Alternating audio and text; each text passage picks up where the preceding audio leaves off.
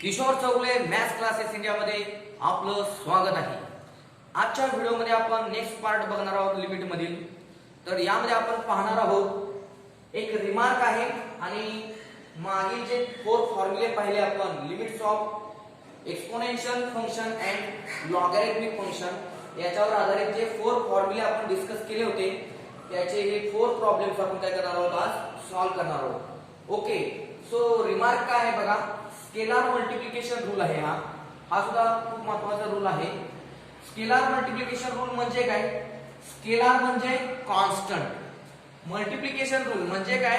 एखाद्या स्केलरने एखाद्या कॉन्स्टंट नंबरनं जर एखाद्या फंक्शनला मल्टिप्लाय केलं असेल, for example suppose constant k आहे आणि या कॉन्स्टंट k नं f ऑफ x ला मल्टिप्लाय केला असेल आणि आपल्याला याचं लिमिट पाहिजे असेल, limit x tends to a आपल्याला फाइंड करायचं असेल तर हे कसं येईल? Equal to k is constant, कोणताही कॉन्स्टंट मॅथमॅटिकल ऑपरेशन्स मध्ये भाग घेत नाही तेव्हा हा k काय करायचा आपण? कॉन्स्टंट आहे बाहेर घ्यायचा, k इनटू काय होणार? Limit x tends to a f of x। Okay, म्हणजे काय झालं? कॉन्स्टंट हा जो आहे k हा काय होणार? हा कोणत्याही प्रोसेस मध्ये भाग घेणार नाही। For example suppose limit x tends to 0, suppose limit x tends to 0 3 e raised to x, 3 e raised to x। आता इथे काय होईल बघा, equal to by scalar multiplication rule काय होईल? Limit x tends to 0 3 is constant, 3 is constant, त्यामुळे हा 3 जो कॉन्स्टंट आहे तो काय होईल? हा 3 कॉन्स्टंट लिमिटच्या बाहेर येईल, म्हणजे लिमिटच्या आपण काय घ्यायचं? आउटसाइड घ्यायचा आणि फंक्शन आहे तसं ठेवायचं e raised to x। अशा पद्धतीने हा स्केलर मल्टिप्लिकेशन रूल काय केला जातो?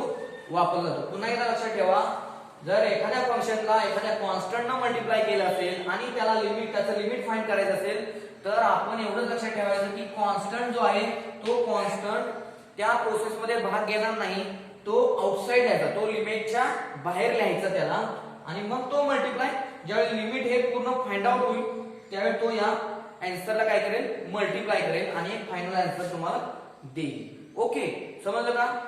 आता लक्षात घ्या, आता ही जे सर्व व्हिडिओज आहेत याच्यामध्ये ऑलरेडी नोट्स आपण देत आहोत बोर्डवर लिहून, त्यामुळे तुम्ही सर्व विद्यार्थ्यांसाठी महत्त्वाची सूचना आहे की तुम्ही ज्यावेळी व्हिडिओ बघत असता त्यावेळी नोटबुक घेऊन बसा आणि नोटबुक्स मध्ये तुम्ही काय करा? या नोट्स तुम्ही काय करा? लिहून घ्या, म्हणजे तुम्हाला डबल काम लागणार नाही, म्हणजे तुम्ही एका वेळी शिकाल पण आणि नोट्स पण लिहून घ्याल। व्हिडिओ थोडा पॉज करत तुम्ही काय करू शकता? हे सगळ्या नोट्स लिहू शकता, कारण या नोट्स या सेपरेट नोट्सची काही गरज नाही, या नोट्सच आहेत तुमच्यासाठी। ओके, तर आता आपण नेक्स्ट पार्ट बघूया।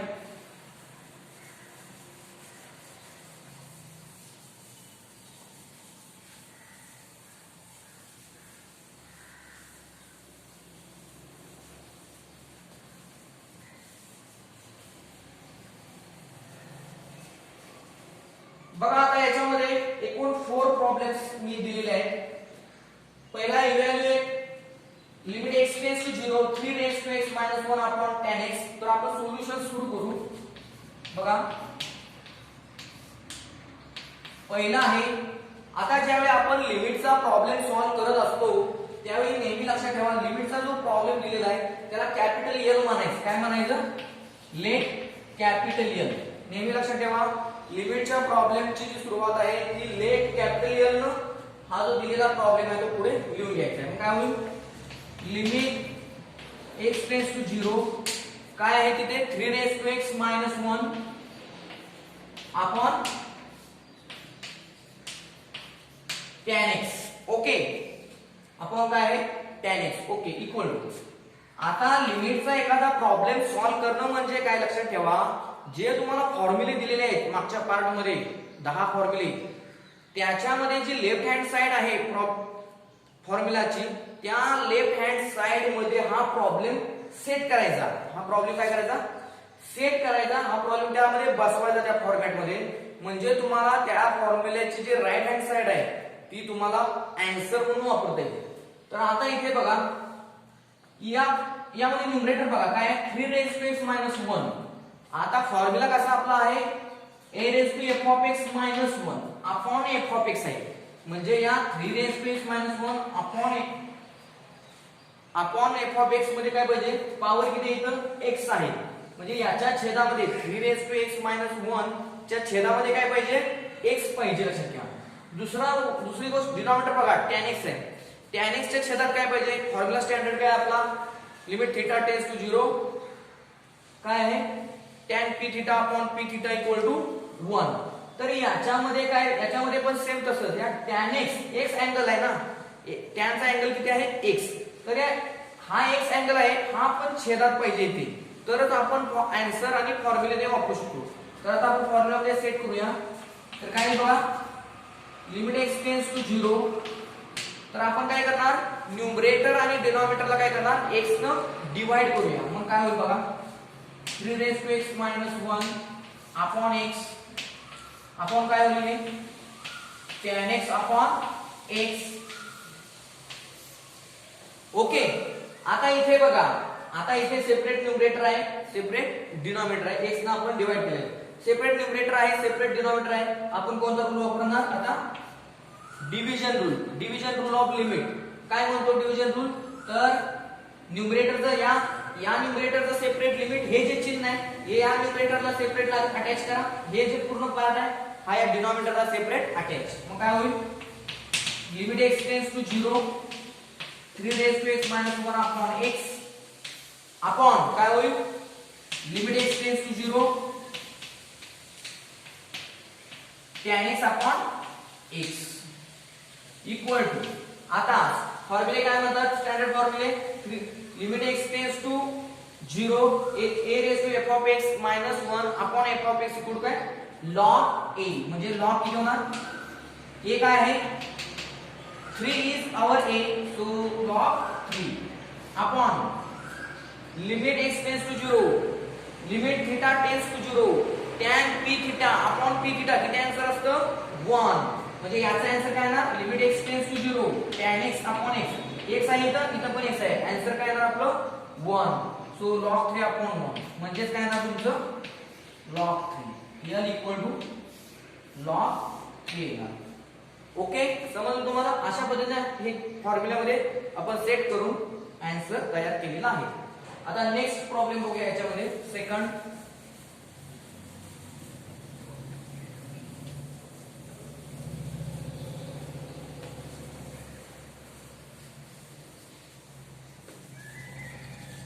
बघा आता सेकंड प्रॉब्लेम काय आहे, सेकंड आहे लेट l इक्वल टू काय आहे लिमिट x टेंड्स टू 0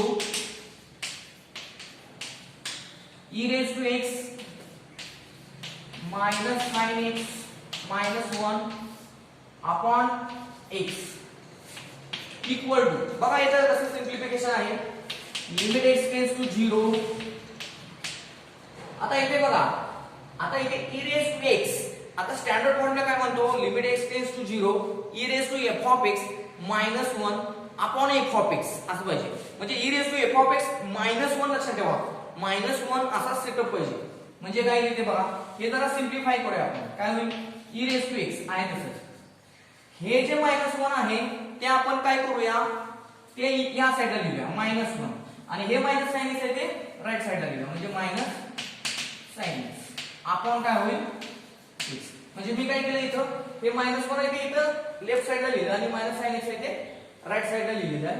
आता इक्वल टू आता बघा आता या e raised to x -1 power x आहे इथं ऑलरेडी x छेदात आहे बघा, पुन्हा इथे sin x आहे, sin x चा x अँगल आहे इथं पण बघा x आहे, तेव्हा आपण काय करू शकतो या x ने या इथे चिन्ह आहे कोणतं मायनस, त्यामुळे या x ने आपण काय करू शकतो e raised to x -1 ला आपण सेपरेट डिवाइड करू शकतो आणि या sin x ला आपण काय करू शकतो सेपरेट डिवाइड. तर करूया काय होईल बघा limit x tends to 0 e raised to x -1 upon x minus sin x upon x.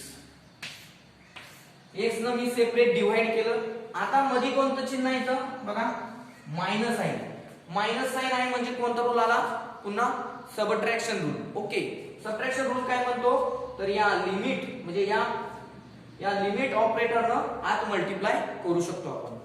म्हणजे इक्वल टू काय होणार, limit x tends to 0 e raised to x minus 1 upon x minus limit x tends to 0 sin x upon x. आता याचे standard फॉर्म्युले आहेत. Limit x tends to 0 e raised to f of x minus 1 upon f of x म्हणजे काय असतं, log e म्हणजेच 1 म्हणजे किती 1 minus limit theta tends to 0 sin p theta upon p theta किती असतो 1. म्हणजे हा x अँगल जो आहे तो इथे छेदात असेल तर आपण आन्सर किती लिहू शकतो 1. किती लिहू शकतो 1. त्यामुळे इथे काय 1 minus 1 0 l equal to 0. Are you getting it? Okay, आता नेक्स्ट बघूया problem. Third problem.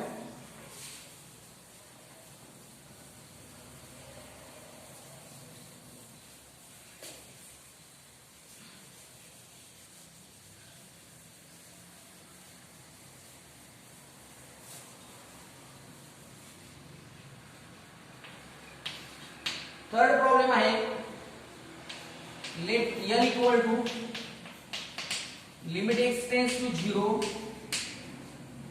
1 plus 3x upon 2 raise to 1 upon x. बघा आता इथे काय आहे, limit x tends to 0 1 plus 3x upon 2 raise to 1 upon x equal to limit x tends to 0. Okay, आता आपल्याला काय करता येईल, थिंकिंग करा. काय करता येईल बघा, आता इथे limit x tends to 0 1 plus f of x आहे. काय, this is function of x, त्यामुळे 1 प्लस f ऑफ x. आता 1 plus f of x raise to 1 upon काय पाहिजे आपल्याला, आपल्या स्टँडर्ड फॉर्म्युला मध्ये कसं आहे, limit x tends to 0 1 plus f of x raise to 1 upon f of x पाहिजे. म्हणजे काय पाहिजे, याचा थोडक्यात काय पाहिजे, रेसिप्रोकल. याचा थोडक्यात काय पाहिजे, 3x अपॉन 2 चा काय पाहिजे, रेसिप्रोकल. आता 3x अपॉन 2 चा रेसिप्रोकल काय सांगा, 3x अपॉन 2 याचा रेसिप्रोकल काय 2 अपॉन 3x. म्हणजे आपल्याला इथे पॉवर मध्ये काय पाहिजे 2 अपॉन 3x. x तर आहे, आपल्याला फक्त काय पाहिजे 2 अपॉन 3. म्हणजे इथं आपल्याला 2 अपॉन 3 घ्यावं लागेल आणि रिटर्न द्यावं लागेल. म्हणजे काय होईल बघा, इथं 1 प्लस 3x अपॉन 2. बघा आता इथे काय होईल, 2 अपॉन 3x पाहिजे म्हणजे 2 अपॉन 3 पाहिजे. ओके, मी 2 अपॉन 3 घेतलं. ओके, आता हे जे 2 अपॉन 3 घेतलेलं आहे ते काय केलं पाहिजे, रिटर्न दिलं पाहिजे ना. म्हणजे काय केलं पाहिजे, 2 अपॉन 3 न गुणलं आणि 3 अपॉन 2 न गुणलं. बघा 2 ला 2 गेलं, 3 ला 3 गेलं, आपलं आहे तेच 1 अपॉन राहील. आलं का बरोबर. बघा याच्यात काय करायचं लक्षात ठेवा, या 3 अपॉन 2 न पण इथं गुणायचं आणि याचा रेसिप्रोकल 3 अपॉन 2 चा रेसिप्रोकल किती 2 अपॉन 3. म्हणजे मी 2 अपॉन 3 न गुणलं आणि 3 अपॉन 2 न इथं 2 अपॉन 3 न इथं मल्टिप्लाय केलं आणि इथं 3 अपॉन 2 न मल्टिप्लाय. म्हणजे 2 ला 2 कॅन्सल, 3 ला 3 कॅन्सल आहे कसं नाही. आता बघा इथे काय होईल मग, equal to limit x tends to 0 1 plus 3x upon 2 raise to 2 upon 3x. Okay, आणि हे रेज टू काय आहे 3 अपॉन रेज टू हे काय होईल 3 अपॉन 2. रेज टू काय होईल 3 अपॉन 2. म्हणजे आता लक्षात घ्या इथे, आता इथे आपण कोणता फॉर्म्युला वापरू शकतो, 1 प्लस f ऑफ x म्हणजे limit x tends to 0 1 plus f of x raise to 1 upon f of x. म्हणजे आणि यानुसार काय येईल आपला आन्सर सांगा बरं, किती येईल आन्सर याच्यामध्ये, e. याचा आन्सर किती e रेज टू काय आहे 3 अपॉन 2. तुम्ही लक्षात ठेवा, लिमिट हा ऑपरेटर जो आहे तो लिनियर ऑपरेटर आहे. तो लॉगॅरिथम जरी असलं तरी तो लॉगॅरिथमच्या आत जाऊन ऑपरेट होऊ शकतो. किंवा आता ही सिच्युएशन बघितली, आता हे पॉवर इथं पॉवर आहे त्याच्यावर रेज टू पॉवर आहे. तर इथं सुद्धा तुम्ही डायरेक्ट ही घेऊ शकता because limit is a linear operator. त्यामुळे n इक्वल काय आहे तुमचं n equal to e raise to 3/2. Okay. आता नेक्स्ट फोर्थ प्रॉब्लेम बघा.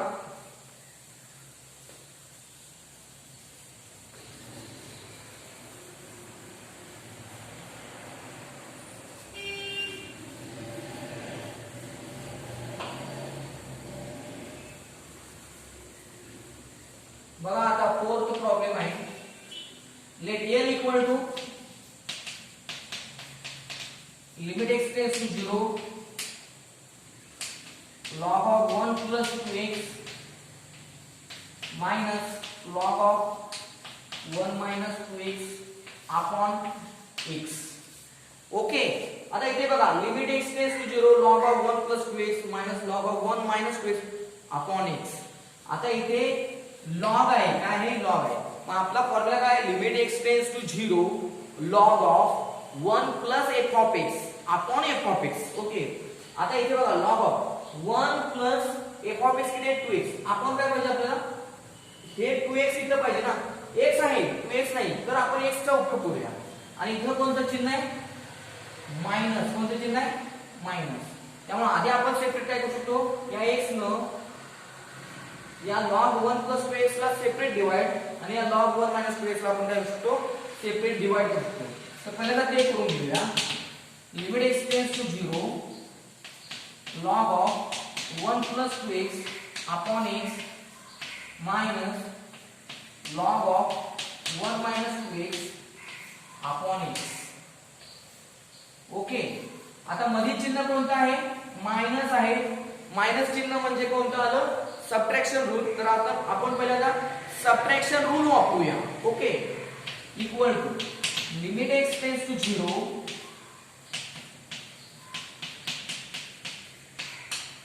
Upon x minus limit x tends to 0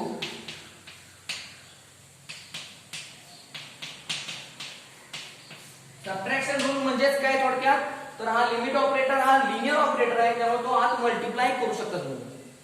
आता इक्वल टू बघा आता इथे आता log of 1 plus 2x. आता 1 प्लस हा 2x म्हणजे f of x हा 2x च इथं पाहिजे पण इथं किती आहे x आहे. तर आपल्याला किती पाहिजे इथं 2x पाहिजे. किती पाहिजे 2x. तर 2 न मल्टिप्लाय आणि 2 न काय करू शकतो आपण डिवाइड. म्हणजे इथं काय होईल लिमिट x टेंड्स टू 0 2 ने multiply 2 log 1 plus 2x upon 2x. आता इथे बघा limit x tends to 0 log of 1 minus 2x upon x.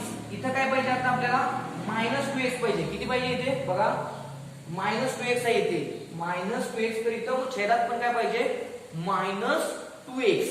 x आहे minus 2 पाहिजे तर minus 2 कुठून आणणार तर हे मायनस चिन्ह तर आहे या मायनस चिन्हाचा उपयोग करूया आपण. इथं प्लस आहे तर ठेवूया.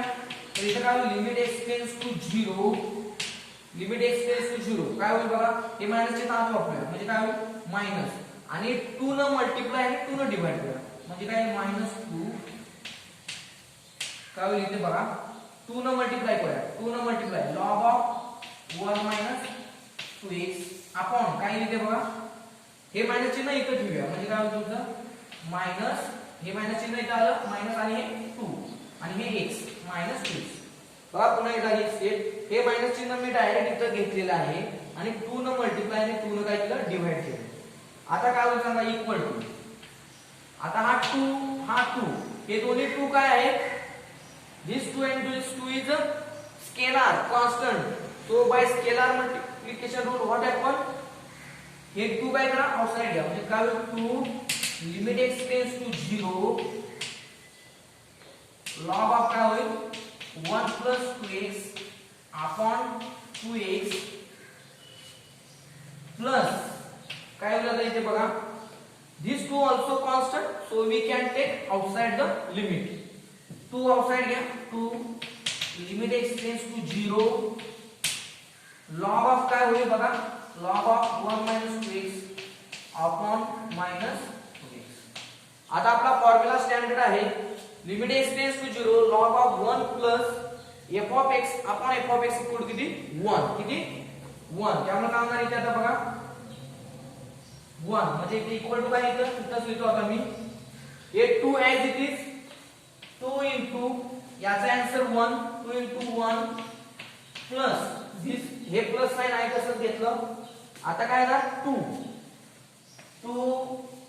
Limit x tends to 0 limit x tends to 0 log of 1 minus 2x upon minus 2x same formula काय limit x tends to 0 log of 1 plus f of x upon f of x equal to किती 1 त्यामुळे इथे काय येणार 1 so equal to 2 into 1 2 plus 2 into 1 2 2 plus 2 किती होणार 4 so 4 is the value of limit 4 is the value of limit and therefore here equal to 4 here equal to 4 okay तर तुम्हाला फॉर्म्युले आणि ते फॉर्म्युले कसे वापरावे हे थोडक्यात समजलं असेल असं मला वाटतं नेक्स्ट पार्ट मध्ये आपण बघणार आहोत की